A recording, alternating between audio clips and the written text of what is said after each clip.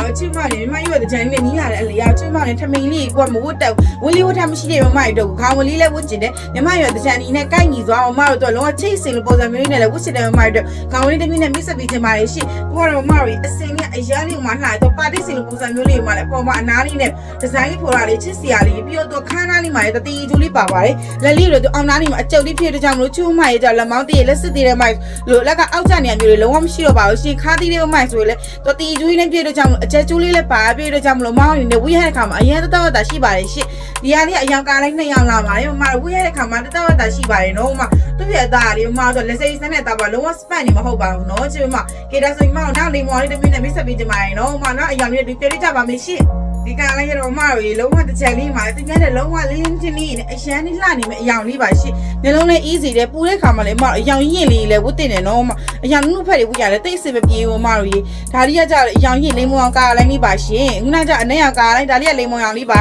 ခိုင်းနာမှာတေကျိုးလေးပါရတဲ့ကြောင့်မလို့ခါးသီးလေးမှဆိုလည်းအရန်စစ်ပြေပါလေရှင်ကဲဒါဆိုရင်ချက်မောင်လေးအယောင်ကာလိုက်တဲ့မျိုးဒီမှာလေးပြပြသွားဖြစ်ပါလေရှင်ဒါဆိုရင်လူချင်းတဲ့မလေးရညီမလေးစီမလာမလို့ရတယ်လို့မလေးရဲ့ပြေဆုံး page မှာလာမလို့ရပါလေရှင်